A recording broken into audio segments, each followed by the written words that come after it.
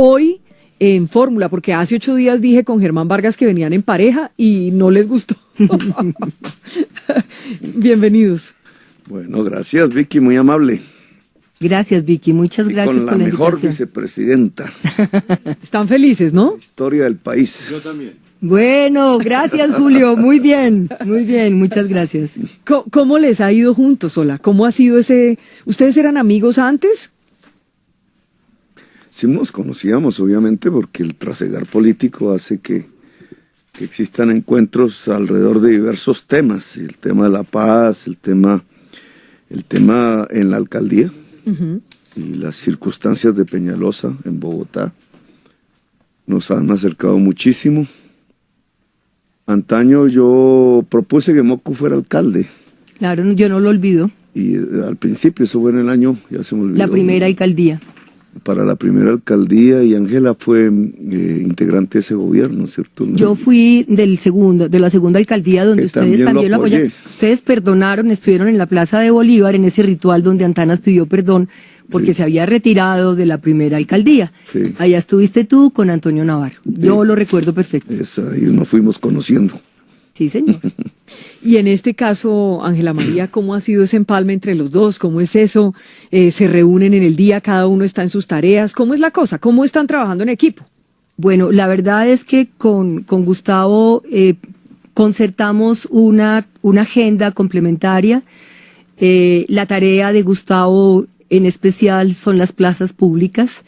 Mi tarea es viajar a territorios, a recoger, a consolidar, a escuchar lo que significa esta apuesta maravillosa de la Colombia humana, a encontrarme con múltiples sectores y cuando lo consideramos importante vamos los dos juntos a la plaza, como ayer en Zipaquirá, un lugar emblemático para este país, para la historia.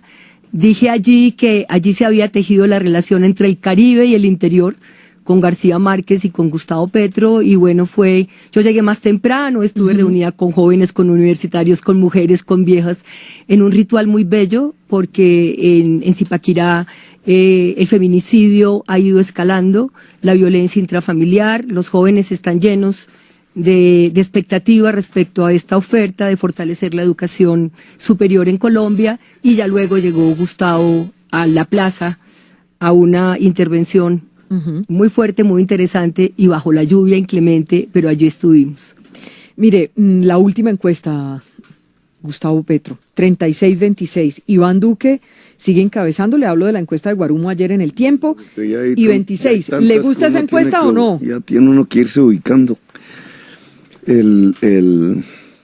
Digamos, en conjunto, las encuestas últimas. Sí. Para tener excepto la del pronóstico, que ese sí es un invento ahí de mi dialecto. La de cifras y conceptos no le gusta. Es que eso no es encuesta.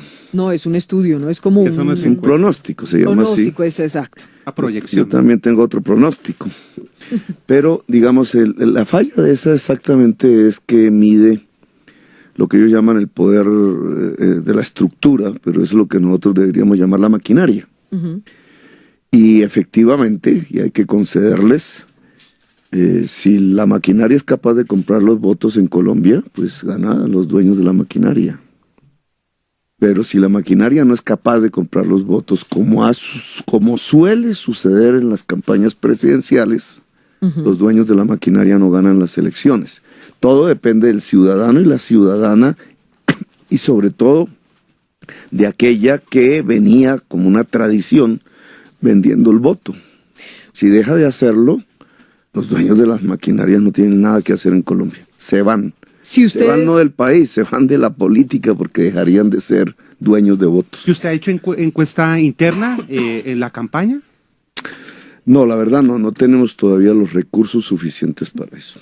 Que es una falla, porque eso, aunque obviamente nadie le va a creer en una encuesta interna, sí le sirve al interior de la campaña para saber si se está diciendo la verdad o no, e ir siguiendo el desarrollo de la opinión pública. Si ustedes logran pasar, Ángela María, segunda vuelta, sea con Iván Duque. Bueno, hasta ahora él es el que va encabezando en todas las encuestas, encabeza Iván Duque, en las que hemos conocido publicadas, o si llegara a pasar Germán Vargas o el que sea. Si ustedes pasan a segunda vuelta, ¿ustedes creen que pueden ganar? Yo creo que sí. Parte de la tarea que también he estado cumpliendo y que concertamos con Gustavo es, si algo me ha caracterizado en mi tarea política y académica es la capacidad de tejer relaciones. Y eso es lo que hemos estado haciendo ahora.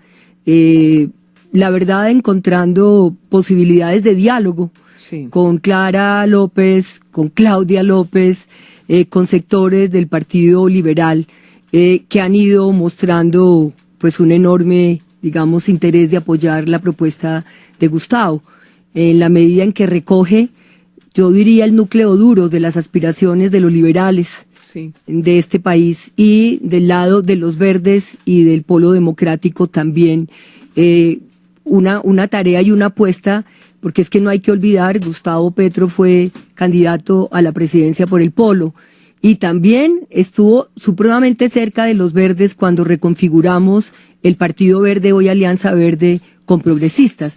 Es decir, allá hay una base programática.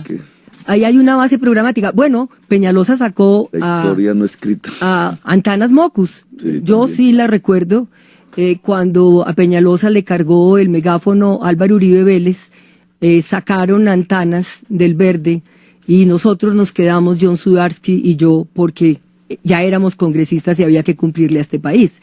Pero eso fue lo que pasó. Y entonces la verdad es que Vicky y nosotros creemos que sí. Estamos aspirando a ganar en la primera vuelta, por supuesto, pero para la segunda yo sí creo que se pueden tejer mucho, mucho más estas relaciones y estos apoyos. Esta mañana, entremos en materia, doctor Gustavo Petro. Esta mañana contestó el ministro de Defensa, lo escuchábamos hace apenas unos instantes, usted dio algunas declaraciones donde hablaba de los policías y del ejército, usted sabe de qué le estoy hablando, salió un video de un militar que se volvió viral, y también Acore habló y dijo que se sintieron ofendidos con sus declaraciones. Nos gustaría saber hoy qué les dice a los militares y policías que se sintieron ofendidos por lo que usted dijo. Si yo fuera un general de la República y escuchara a algún candidato por ahí en algún momento que dijese: voy a mover el presupuesto para que todos los miembros de la fuerza pública puedan estudiar en una universidad, así no pudiera expresarme, porque como general no podría deliberar, me pondría contentísimo. Porque tener una fuerza pública, sea de la policía, sea del ejército, profesionalizada, no solamente en el sentido de que la persona haga carrera en esa fuerza, sino en el sentido de que estudie una profesión. Pero de hecho lo que haría es elevar sustancialmente la calidad de esa institución.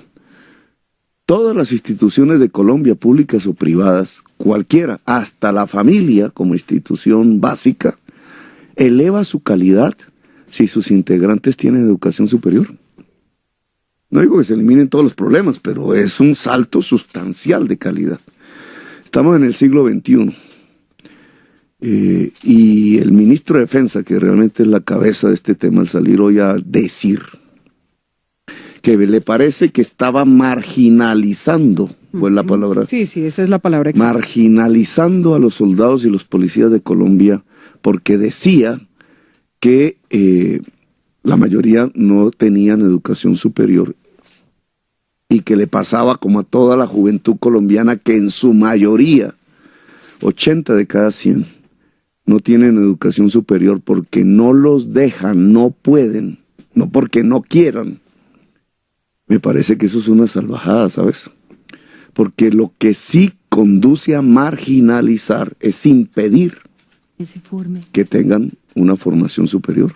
O sea, ¿lo entendieron mal? Usted, porque lo que yo entiendo de lo que he escuchado es como si ellos lo hubieran tomado como una ofensa, como algo peyorativo, como... No, tú sabes que ahí ya en eso esta es la política. Claro, yo conozco a Core. Claro. A mí me tocó sufrir a Core siendo copresidente de la Comisión de Paz, y sus debates enardecidos del ex general Ruiz en contra de la paz. O O sea, si tanto quieren a los muchachos del ejército y de la policía, ¿por qué no quisieron parar esa máquina de la guerra? Ellos lo que están haciendo es, como dice Gustavo, encontrando un pretexto para apoyar a Iván Duque, no hay duda. Salieron cuántas veces, Gustavo, con el no, ellos apoyaron la votación por el no, entonces que no vengan ahora a decir que les interesan los muchachos que mueren en la guerra. Yo salí a esta Colombia profunda, yo recorrí como copresidente de la Comisión de Paz los lugares más inhóspitos, donde están muchachos que es verdad, que aspiran a seguir educándose y formándose, y la base del ejército, muchos de ellos muchas veces no han terminado ni siquiera el bachillerato. A propósito de eso, quisiera usted, Gustavo Petro, enviarles un mensaje directamente a ellos, a los policías y militares que, bueno, estábamos hablando de ACORE, que son los militares que ya están por fuera, o los generales. Los generales. No son pero, los militares, ¿qué les quisiera? No, y de policías también. Es un grupo ideológico, para ponerlo. Pero para ser francos, son los que ya están por fuera. Pero no son todos, digamos, ese es un, pero es un grupo importante. Es un grupo ideológico que hace política. Sí, y es importante. Legítimo, porque es su voz, tampoco la vamos a desconocer. Pero ¿qué le quiere decir al policía y al militar que hoy lo están viendo? Pero hay que tenerlo bien como un referente.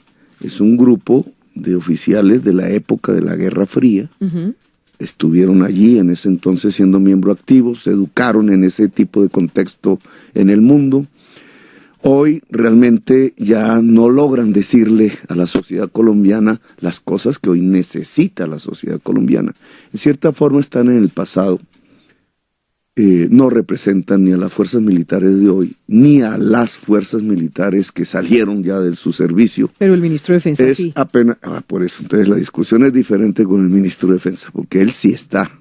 Uno puede entender un general de estos de la época de la Guerra Fría, porque no le gusta que digan que los soldados pueden pasar, si el ejército es profesional, ojo, porque si el ejército no es profesional, no es posible que los soldados puedan pasar por una universidad. Profesional, ¿qué significa en este caso? Que hagan su carrera militar. El soldado, no solamente el teniente, el capitán, que de por sí pues ya la ha escogido, sino el soldado escoge entrar en el ejército porque quiere hacer una vida militar. Ese es el ejército profesional, se le paga por eso, no es gratis. Lo que conocemos como el soldado profesional. Exacto, entonces el ejército que Colombia necesita en el postconflicto es un ejército profesional. ¿Eso qué implicación tiene? Que no hay servicio militar obligatorio, que es un asunto de ley. Es si las circunstancias del país lo necesitan o no. Si estamos en un posconflicto, y ese tema pues obviamente está en debate, no necesitamos servicio militar obligatorio. El soldado entra libremente porque quiere hacer una carrera militar, y allí es esencial, y ese es el tema de mi propuesta, que además de hacer su carrera militar pueda tener los estudios de educación superior pagos por el Ministerio de Defensa. Incluso recordar, Gustavo, que esa iniciativa de voluntariedad frente al servicio militar estaba en un proyecto que presentamos los copresidentes de la Comisión de Paz de Senado y Cámara. Es decir, el servicio social obligatorio, donde estos jóvenes que conocimos, que tienen deseo de prestarle un servicio distinto a este país en el tema ambiental, en el tema educativo, en el tema de salud, sí, pudiesen tener esa elección. Eso fue una iniciativa que se tuvo en el Congreso y que el ministro Villegas se opuso a apoyarla, pensando en esa nueva fuerza digamos, pública para el Estado colombiano en el posconflicto. Mira que cuando como alcalde entregué unas habitaciones, tienen un sistema para calentar, digamos, la habitación allá en el páramo de Sumapaz, que sí hace frío yo. Un poco de jovencitos, sí, metidos ahí día y noche, por razones de la guerra, del conflicto, cuidando un sitio estratégico, 500,000, y el alcalde de Bogotá fue y cambió completamente las instalaciones, que eran unos bultos, dormían prácticamente a la intemperie, botados allí. Uno entiende ahora cómo sucedían cosas como las que sucedieron en ese conflicto armado, botados literalmente en el fango del páramo, y pusimos unas instalaciones, digamos, de confort para la vida de un soldado. Y allí hablaba con los mandos, entonces hablábamos del posconflicto. Bueno, y si se acaba la guerra, ¿qué? En esa alta montaña que se llama. Pues, y la conversación tenía que ver con cómo, por ejemplo, esa fuerza militar podía cuidar ambientalmente el lugar, porque de ahí sale todo el agua. Y había conversamos mucho de eso, pero ¿eso qué significa? Que muchos miembros de las fuerzas militares tienen que estudiar del cambio climático, que es el principal peligro a la seguridad de una sociedad hoy. Tienen que estudiar de medio ambiente, tienen que estudiar de ingeniería hidráulica, etcétera, de acuerdo a sus vocaciones, no por ser militar, entonces no debe estudiar. ¿Quién dijo eso?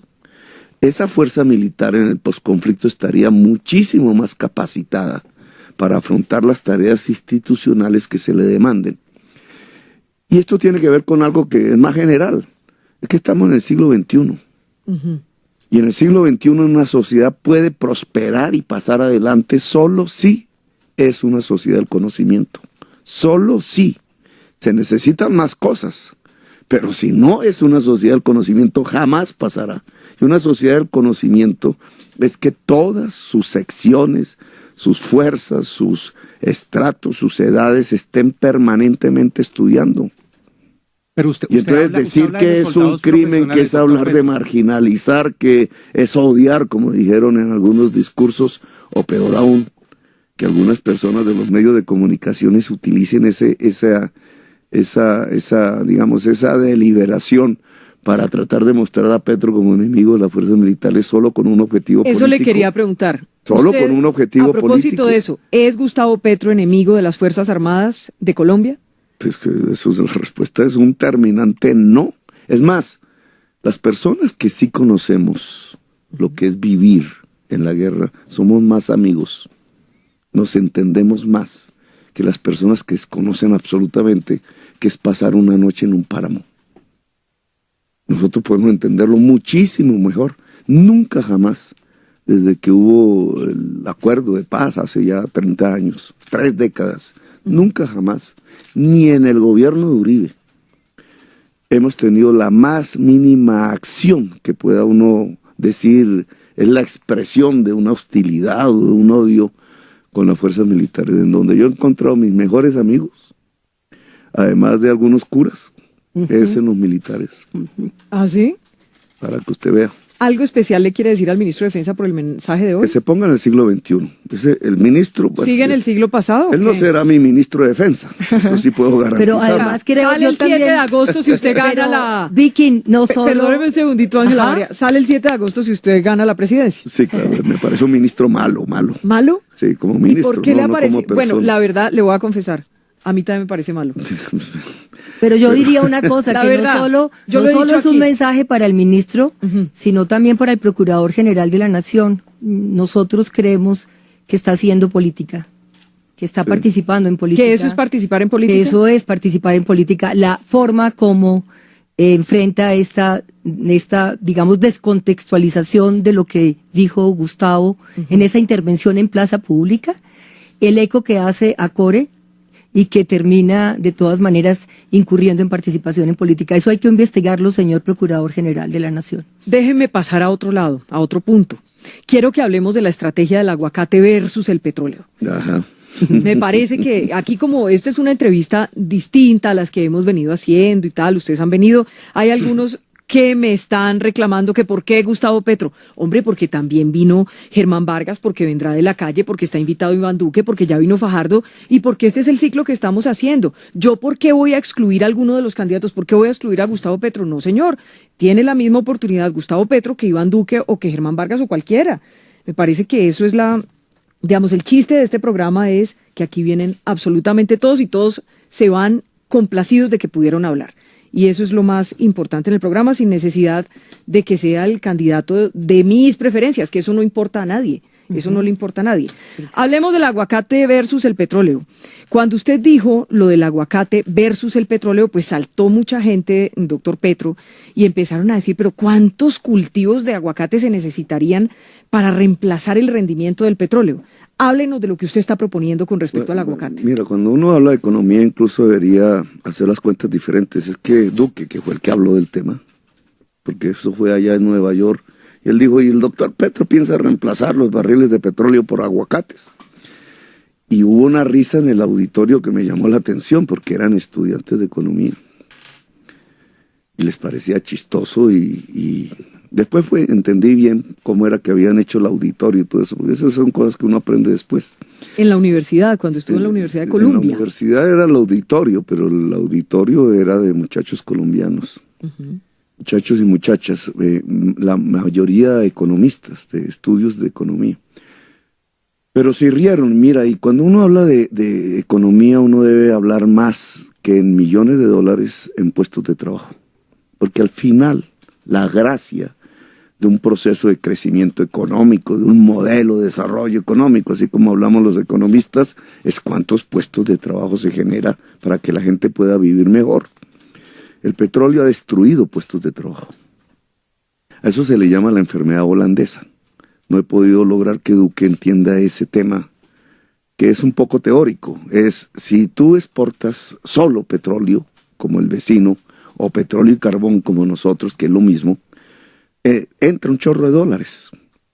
Y esa entrada de ese chorro de dólares, que son miles de millones de dólares, es como una mayor oferta de dólares, y al haber una mayor oferta baja el precio del dólar. Es decir, tenemos un dólar a 1.500 pesos hace 3 años. Todo lo importado se vuelve barato. Creemos que somos ricos porque ya podemos, la clase media puede ir a la Miami, etcétera, el mall y todo parece rico, pero ¿eso qué produce? Que todo se vuelve importado.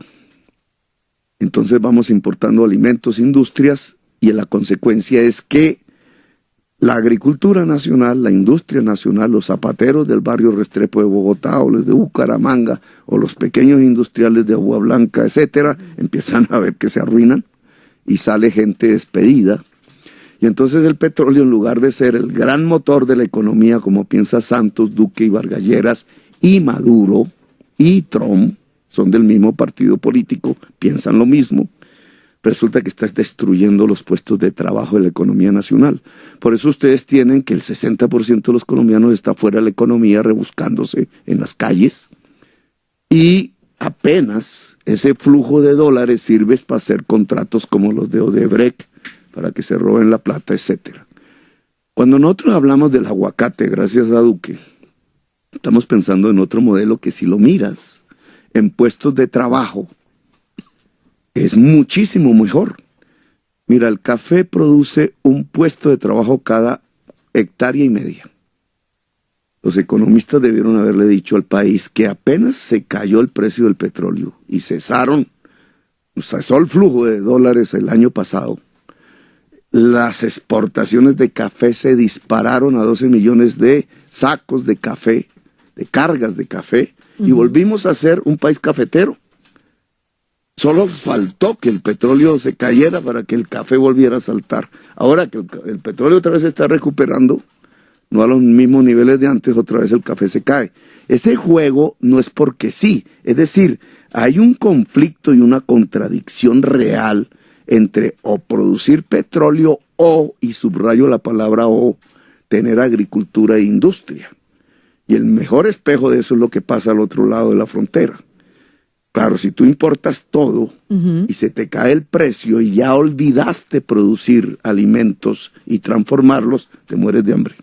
Pero yo, listo, pero me parece muy importante lo que dice Gustavo, porque yo vengo de una zona cafetera. Yo soy caldense, manizaleña, y me tocó una época de pujanza de esa región, donde no solo se producía café, que era nuestra cultura, sino también muchísimos otros productos, cacao, por ejemplo. Y hoy que regresé a acompañar a Risaralda a la tarea, y que voy a finales de esta semana a mi tierra, yo encuentro departamentos absolutamente empobrecidos, donde dicen que la gran afectación fue volvernos monodependientes del petróleo y fuera de eso lo que significó también la apertura económica. Es decir, tienen el paisaje más hermoso decretado por la UNESCO como un paisaje para el mundo entero, pero son 3 departamentos, ¿cierto? Hoy 3, en mi época era solo 1, absolutamente empobrecidos, una economía cafetera que produjo educación, salud y que hoy no puede, levantar la cabeza. Esa es la propuesta nuestra, ¿cierto, Gustavo? Fortalecer y potenciar de nuevo esa economía agrícola, porque fuimos también potencia y despensa para Centroamérica hace muchos años. Y industrializar también. Mira estos 2 daticos solo como para... Sí, pero me gustaría leerle un mensaje que le manda un petrolero. Un petrolero. Petrolero, sí, petrolero. ¿Pero trabajador o dueño de pozo petrolero? No, es trabajador, no es petrolero dueño. No es el dueño. Dice, no es el dueño. Mire lo que dice. El tema de fondo es si en realidad piensa acabar la industria petrolera, empezando por Ecopetrol, la empresa más importante del Estado y del país, y cómo en sus 4 años de gobierno reemplazaría esa renta, que llegó a ser de 32 billones de impuestos, regalías y dividendos. Este año, que la industria empieza a recuperarse, se estiman en 17 billones. ¿Va a renunciar a ellos? ¿Cómo los piensa reemplazar? Tiene 2 opciones, más impuestos o menos plata de inversión. Sí, eso ya se produjo, ¿no? Eso no es que yo proponga. Es que ya los ingresos del petróleo que recibía el Estado, que llegaron a ser 3.3% del PIB, del Producto Interno Bruto, o sea, de la economía, el 3.3% de la economía lo recibía el Estado, hoy es el 0.3%. O sea, eso ya se produjo. Es que no es un problema de qué es lo que vamos a hacer, es que ya estamos en la agonía del modelo petrolero, ya fracasó. Lo que hay que hacer es una transición.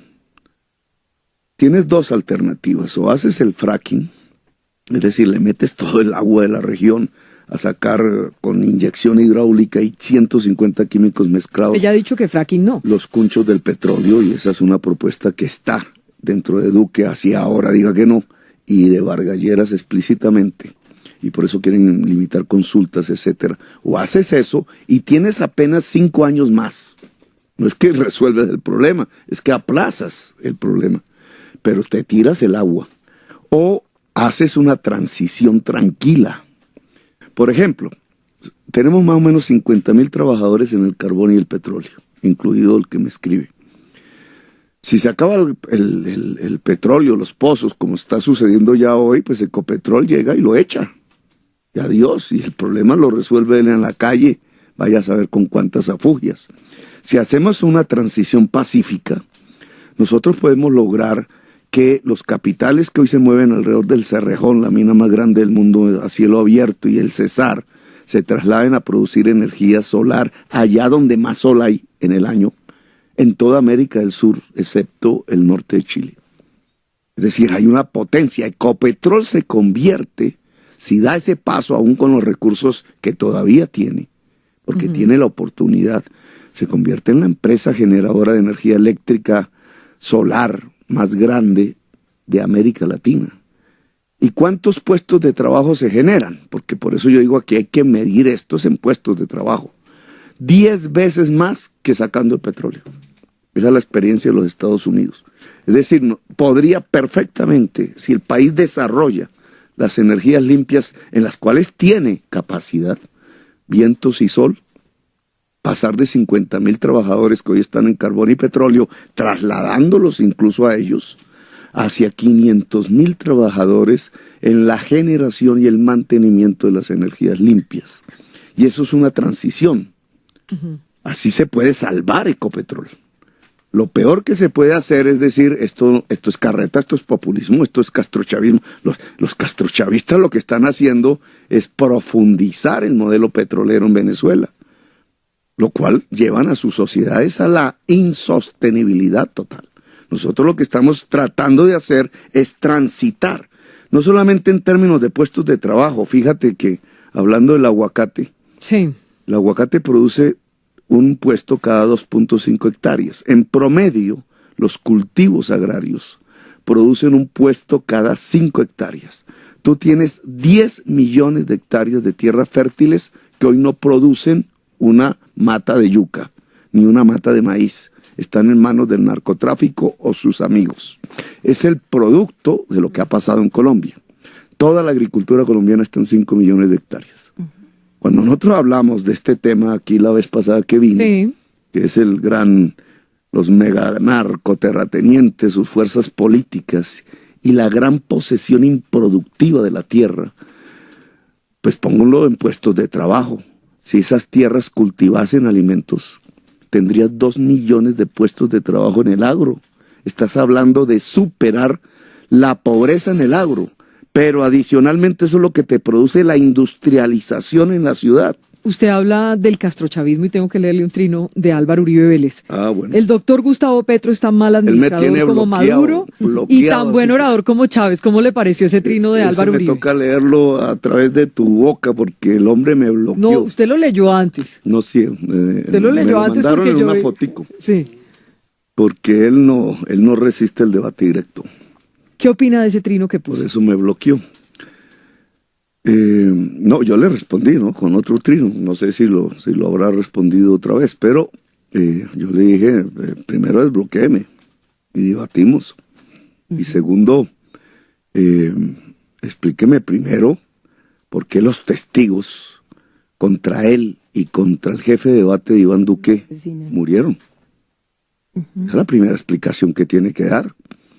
Él se puso a decir en el pasado trino que yo iba a acabar el Festival Vallenato, que va. Lo invito a bailar vallenato, a ver si es capaz de bailar mejor que yo. ¿Usted baila mejor vallenato que Uribe? Yo sí creo. ¿O tú qué crees, Vicky? Pues yo no sé, a mí me dicen que usted baila muy bien porro. Pero porro. Sí, pero me defiendo en el vallenato. Puedo bailar el vallenato. ¿Y entonces le quiere enseñar a bailar a Uribe vallenato o qué? Que dice que voy a acabar el Festival Vallenato, pues que me lo demuestre bailando. Pero ni siquiera sabe hacer eje. Recuerda la bailada de Peñalosa con el acerejé. Lo cogieron de vuelta y media, se están burlando de la bailada de acerejé. De pronto ya aprendió y lo sorprende. Ahora escribe ese trino claro, primero desbloqueé y debatimos, y primero explique, porque yo sí creo que se muere el testigo de estrella, digamos, que la Corte Suprema había pedido que cuidaran, que es un testigo contra, en el proceso judicial, Uribe y contra Ramos, que dijeron que era el jefe de debate de Duque, ahora ya se arrepintieron, y no dicen nada. Silencio, o sea, la pelea es viendo a ver cómo busca una pelea con Petro. ¿Cuál presidente? El expresidente Uribe fue a la fiscalía, él fue y le pidió a la fiscalía que investigara, lo mismo a la corte, que él era el más interesado en que averiguaran exactamente qué fue lo que pasó. Sí, cuando investigan y aparece otro testigo también se muere. Pero no yo tuve un caso personal mío. ¿Que se investigue? En una de mis investigaciones de esas que hice en el Congreso sobre la parapolítica, investigando el tema del paramilitarismo en Antioquia, me metí en el tema del Aro, de la masacre del Aro, donde un helicóptero de la gobernación, mientras él era gobernador, estaba patrullando la zona durante 48 horas que ocurrió la masacre, mientras Mancuso se llevaba el ganado de los campesinos. Esos sí son expropiadores, y se lo robaba cerca de 800 reses. Allí había un testigo estrella que condenaron a 40 años de cárcel porque fue un autor de la masacre, señor Villalba. El señor Villalba me llamó desde la cárcel y empezó a darme datos de la masacre del Aro. Y yo mandé un abogado a hablar con él. Y el señor Uribe se enteró y dijo que yo estaba construyendo un testigo falso, igual que ahora. Y de pronto aparece que el señor Villalba, que estaba condenado a 40 años, lo sueltan de la cárcel. En el gobierno de Uribe le dan una de esas prerrogativas, lo sacan de la cárcel y lo matan. Y era un testigo contra Uribe. Y entonces esta situación de testigos muertos no es el último. Claro, bonito decir que investiguen el asesinato, pero es que hay una cadena sistemática de asesinatos de testigos contra Uribe, y este tema es de otro nivel. Este es un tema que la sociedad misma debería exigir una investigación plena, no Uribe. Déjeme hacerle una pregunta que empieza pero además yo quisiera, Vicky, perdóname, dígame, Ángela María. Recordar que escuchamos en algún medio también lo que se dice que está haciendo Eduard Rodríguez, el que sacó la votación de la comisión de acusación de la Cámara de Representantes. Sí, hay que investigarlo, pero se dice que está acosando otra vez a la Corte Suprema de Justicia, señalando que no investigaría ciertas situaciones de los magistrados con el objeto de que las investigaciones que ya hay en curso contra Álvaro Uribe Vélez se frenen. Entonces esto vuelve a entrar en se llamó en este medio si había una conspiración de nuevo contra la Corte Suprema de Justicia para impedir que se hiciera la investigación. Y esto está atado, por supuesto, a la propuesta, ¿cierto?, de Iván Duque de la Corte Única, que resulta también bastante Eduardo sospechosa. Rodríguez fue el que promovió, impulsó la investigación para que se investigara a Gustavo Malo. Y cuando haya pasado, por ejemplo, eso aquí en la historia del país, que un magistrado que es actual pasó cuando nosotros con lo de Pretel. Y con lo de Bustos. Pasó cuando nosotros con lo de Pretel. Por eso, pero entonces no, pero tú sabes que en este país se cumplen unas tareas y se pueden hacer otras. O sea que a Eduard Rodríguez también seguramente lo tendrán que investigar. Quiero hacerle Gustavo Petro una pregunta sobre esto, porque empiezan. ¿Usted sabe el trabajo de Eduard? Pero el trabajo de la comisión no es eso, no es lo que habría que investigar y acusar es lo a los que habría, magistrados o sea, si encuentra aquí pruebas. ustedes ponen en los medios esa acusación, habrá que investigar, porque si tú atas, lo que hay tras de esto es seguir debilitando a la Corte Suprema de Justicia. Eso parecería de una manera más pero escúchenme un segundito. A propósito de esto que estamos tratando, ustedes saben que hay temas que son supremamente sensibles. Cuando tocan el tema del expresidente Álvaro Uribe, pues mucha gente se siente aludida, mucha gente se preocupa, mucha gente se angustia. Y aquí me dicen, mire, pregúntele a Gustavo Petro, ¿qué pasaría si él es presidente? ¿Qué pasaría con Álvaro Uribe? Y la gente lo que cree es que si fuera presidente Gustavo Petro, entonces el futuro de Álvaro Uribe sería detenido, preso, emproblemado judicialmente. Sí, iba a hablar. Ayer escuché unos discursos de mis contradictores de candidatura en Meta, porque me gusta escucharlos. A ver, de todas maneras hay que ver si hay puntos de contacto, ¿no? Y parecen esos discursos... ¿Para una futura alianza o qué? No, porque el país necesita un acuerdo. Porque Gustavo va a ser el presidente de todos los colombianos y las colombianas. Uno tiene que pensar en que, digamos, la campaña obviamente es exponer ideas y mostrar las diferencias, pero el gobierno tiene que ver con encontrar acuerdos fundamentales. Y en el discurso lo que encontré era que era como el Código Penal. Y se tienen que ir a la cárcel fulanitos y fulanitos, y se tienen que ir a la cárcel los niños de 12 años, y se tienen que cometen crímenes, y se tienen que ir a la cárcel los jóvenes que no sé qué, y los campesinos que cultivan hoja de coca. Y entonces el discurso programático se volvió un código penal, y la solución pareciera que es encarcelar gentes o matarlas, y resulta que no. Nosotros, la primera apuesta que tiene que tener la nación colombiana es la reconciliación nacional. Y eso no es una palabreja, eso surge, lo hemos descubierto los colombianos a partir de la verdad. La verdad no es para vengarse. Yo he hecho de mi vida parlamentaria una búsqueda de verdades. Incómoda, sí, me trajeron mucha impopularidad, pero yo creo que era necesario que se supiera. Es que la clase política tradicional de Colombia se ligó al narcotráfico y generó un genocidio sobre el pueblo colombiano para mantenerse en el poder. Y eso que sus simpatizantes lo quieren ocultar, hagan lo que hagan, todos los días florecen y florecen indicios que lo muestran. Pero es una verdad no aceptada, digamos. Cuando uno habla de una verdad aceptada es como hicieron los alemanes en la época de Hitler. Sí, nos equivocamos como sociedad, sí, hay que hacer entonces estas cosas de manera diferente, tomar las lecciones de la historia. Aquí no.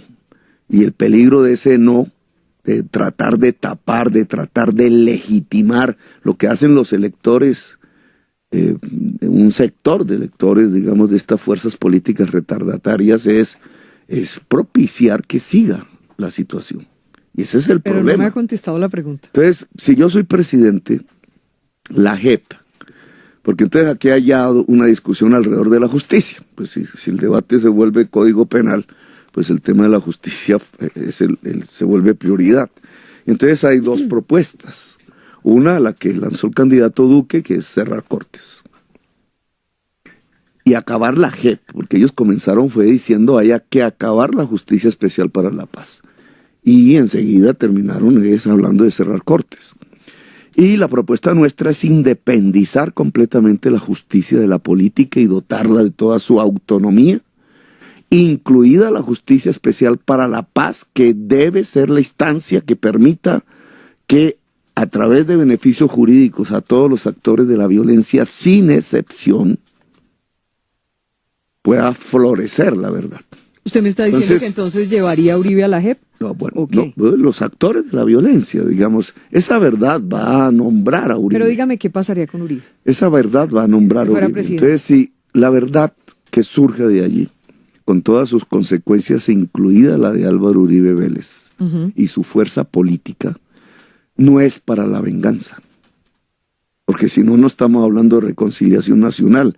No es posible que la verdad sirva para seguirnos matando.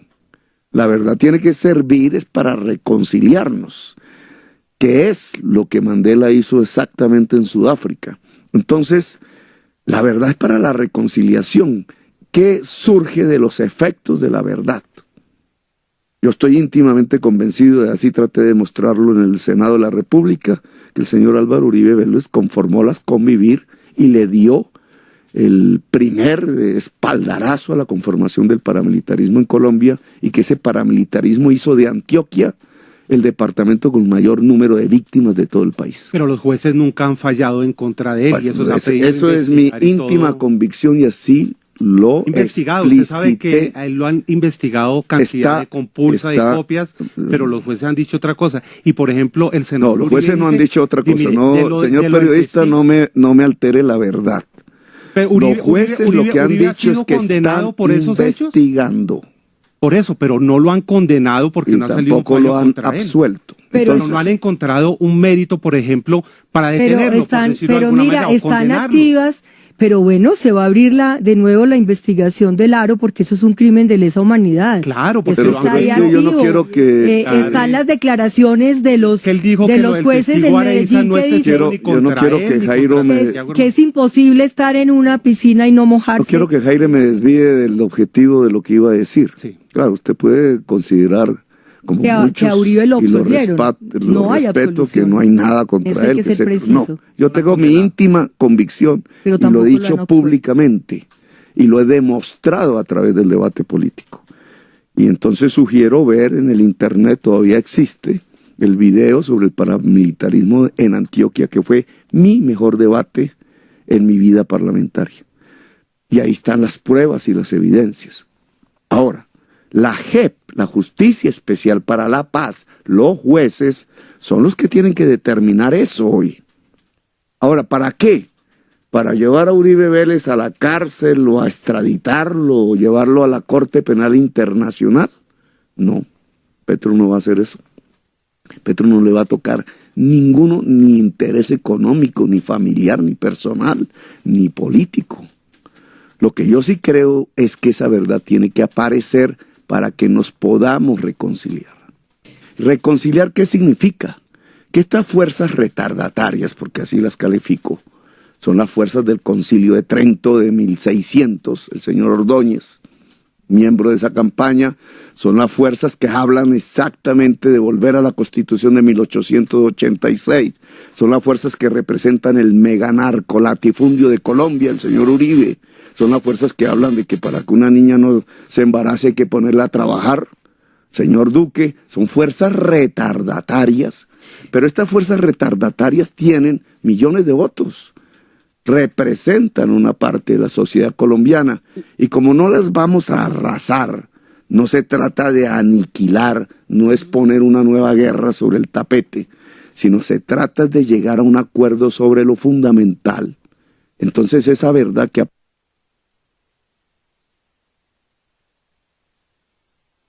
aparezca en la Justicia Especial para la Paz nos permitiría lograr demostrar la madurez suficiente en los actores de estas fuerzas retardatarias y en los demás actores del país para sentarse a hablar de un acuerdo sobre lo fundamental que pase definitivamente la página de la historia de la violencia que tiene ya 2 siglos de antigüedad en Colombia y podamos comenzar a hablar de una era de paz. Oiga, Vicky, pero yo quisiera decir algo muy corto. Pero espere, porque ustedes hablan muy largo y no me dejan preguntar. No, nada. es muy corto frente porque a lo que a mí Hilda, que es la jefe de ustedes, me dijo que a la 1 tenía que irse. Listo, pero mire. Eso, ¿no?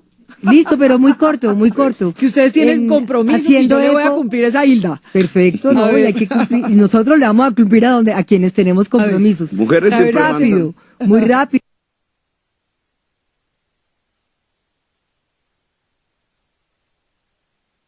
Que ustedes tienen compromisos y yo le voy a cumplir esa Hilda. Perfecto, no, hay que cumplir. Y nosotros le vamos a cumplir a quienes tenemos compromisos. Mujeres siempre rápido, muy rápido, no. Deben mandar, porque esa es la democracia. Esa aspiración de verdad, que yo me recorrí este país como copresidente de la Comisión de Paz, es la de muchas de las víctimas en este país.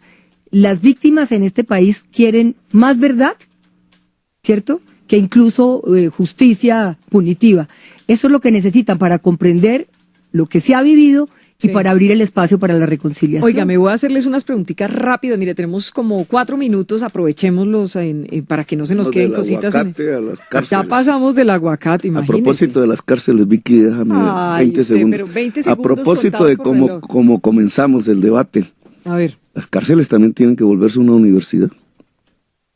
La propuesta nuestra es transformar la cárcel en espacios de del SENA, de tal manera que se haga eco a la realidad. Que puedan aprender. Que la cárcel sea una resocialización, pero que nadie, no me vaya a salir a coreo el ministro de Defensa a regañarme, porque planteo que también todos los presos y las presas de Colombia, si el tiempo lo permite, deben salir con su título de educación superior de una cárcel del país. Preguntas rápidas para respuestas rápidas. ¿Es verdad eso de la bodega de Petro o no? La bodega de ¿Tiene Petro bodega o no tiene bodega? En este momento la bodega de Petro ya la integran por lo menos que unos 200,000 voluntarios y voluntarias en las redes. Nosotros no necesitamos. Yo sí creo, hay 17.870 personas conectadas a esta hora. Hay bodegas académicas, bodegas para financiar las campañas en las regiones, para los sancochos, para los bazares, para todo. Para la creatividad. Pero no es que Petro tenga una bodega donde hay unos chinos allá. No, eso lo hacen los otros. Es que el ladrón juzga por su condición. Nosotros realmente yo personalmente nunca he usado ninguna campaña. ¿No tiene bodega? Ese método, tú entrevistaste al señor JJ Rendón. Ay, le íbamos a preguntar, pero si veo, usted nos quita hasta las preguntas. Ese método, ¿sabes qué le vamos a preguntar? Ese método son 2 rieles, ponen a rodar 2 rieles en la campaña. Un riel se ve decente. Sí. Uy, pero ese señor no insulta a nadie. Los asesores gringos le dicen, usted no me insulta ni ataca a nadie. Y por el otro riel va todo el insulto y la destrucción personal del contrincante. El otro riel nadie lo conoce, pero con la es bodega, pago, son bodegas, son empresas, son empresas que cobran, los mismos. Son empresas que están ahí ocultas, nadie sabe dónde, pero en las redes destruyen al contrincante. Eso fue lo que nos pasó en la Ola Verde con Antanas Mocus. Es Cambridge Analytica. Ahí está JJ. Ese invento es el DAS. Eso fue lo que hizo el DAS cuando Álvaro Uribe propició a través del DAS la destrucción de su oposición a partir del desprestigio moral. Y ese invento del DAS se ha continuado hoy, por eso trajeron a JJ Rendón, todas esas cosas, pero eso se hace con miles de millones de pesos en una campaña oculta. Jamás yo personalmente voy a hacer algo por el estilo. A propósito de JJ Rendón, Jairo, me parece que es muy importante preguntarle a Gustavo Petro lo que dijo fundamentalmente sobre... Palabras más, palabras menos, sí. Doctor Petro dice, entiendo que ha habido financiación del gobierno venezolano a Gustavo Petro. ¿Eso es cierto? Pues yo debería estar preso. Olvídese que si eso existiera, así fuese en un mínimo indicio, el fiscal Néstor Humberto Martínez no me hubiera llevado preso. La hubiera cogido ahí mismo y ya estaría como Lula en la cárcel. Estaría ya acompañando a Santrich. Lo que él busca es que al decir eso, que él sabe que es una calumnia, y es una calumnia delictiva, pero como él cree que está en Estados Unidos viviendo, entonces no se le puede juzgar aquí. Y resulta que en Estados Unidos también se le puede juzgar, y es lo que voy a hacer.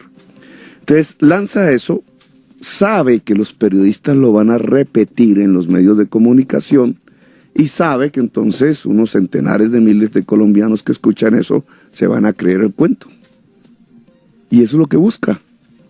No es probar que era lo que debería hacer. Bueno, pruebe. No es probar. Él sabe que no puede probarlo. ¿Y sabes por qué sabe que no puede probarlo? Porque sabe que es una mentira. Y como sabe que es una mentira y que está cometiendo un delito, no se viene a vivir a Colombia, porque cree que está protegido por los Estados Unidos. ¿Va a denunciar? Claro.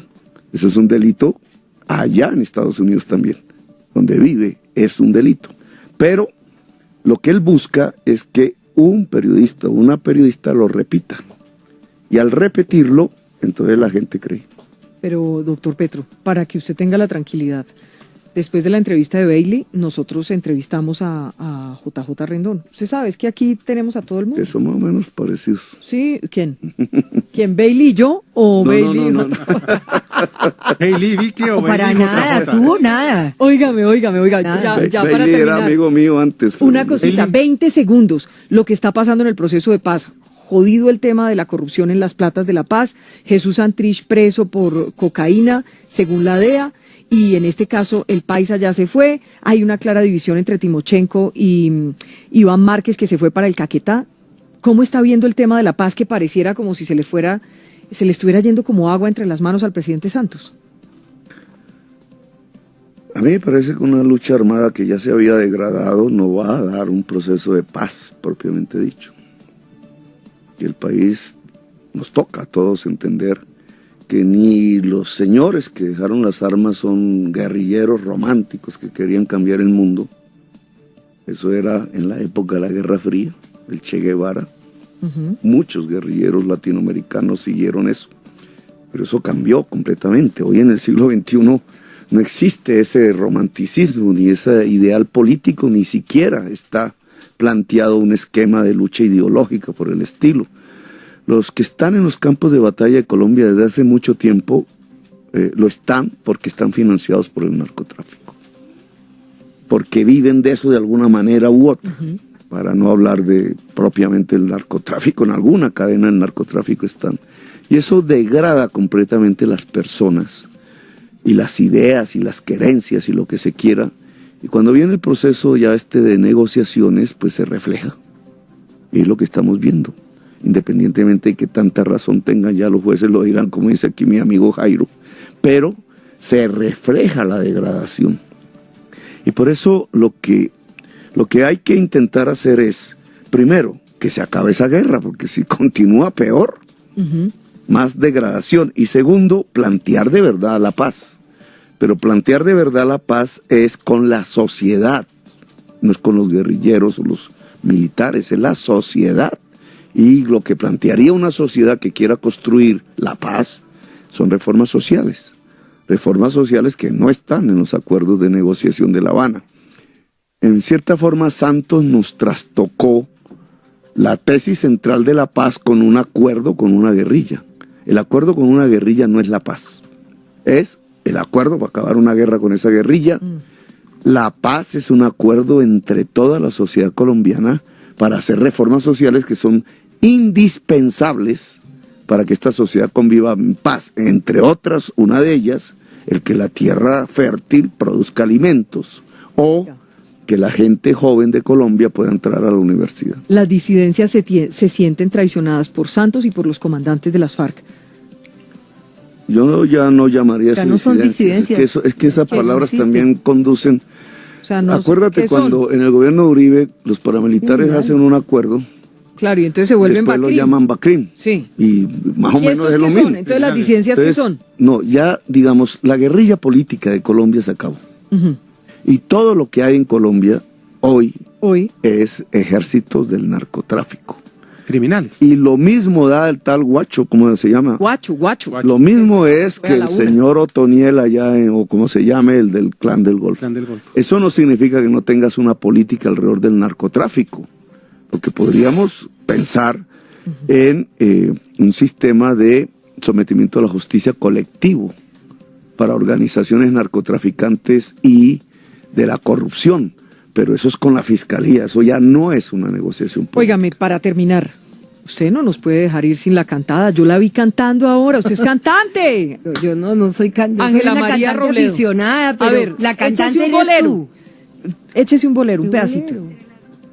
No, hombre, ¿cómo le voy a quitar protagonismo aquí a la vicepresidenta? Todavía, cuando amanece, quiero verte todo el día. Cuando oscurece, sigue siendo mi alegría, tu presencia, vida mía. Todavía seguiremos trabajando para que la Colombia humana sea una realidad para Colombia. ¿Viene el 21 de mayo al debate vicepresidencial? Sí, venimos. Confirmada. Confirmada. ¿Usted viene el 25 de mayo, doctor Petro? Una disquera no me vaya a quitar la vicepresidenta. ¿Viene 25 de mayo al debate de la W? Pues sí, Estamos en está agendado, ahí está. Ahí está. Y me están diciendo que si va a ir, me pidieron este favor y yo hago el favor porque es la W. La W, El Tiempo y la Andi están en un debate que si van a ir el miércoles. Tenemos un debate previo de portafolio. Es que hay una competencia ahí bastante... Dura, yo ¿no? estoy en manifestaciones, así que el eje de mi campaña es la plaza pública. Bueno. Y quiero seguir ahí, pero ¿qué hay les un decimos debate a los previo muchachos de la Andi? de portafolio. ¿Hoy lo tienen en la agenda o no lo tienen en la agenda? No está en la agenda. Nos dicen acá, ellos estaban atentos a esta respuesta. Creo que estamos, ¿dónde? Nariño. En Ipiales y Ipiales y Pasto. Nariño.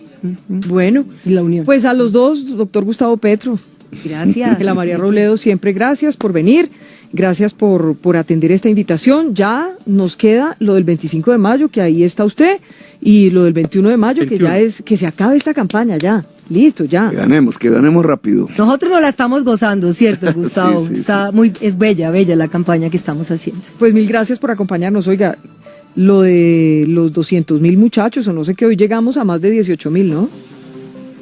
Más de 18.000 personas conectadas. Bueno. ¿Y el récord dónde está? Yo lo Usted tengo lo todavía. tiene todavía, sí.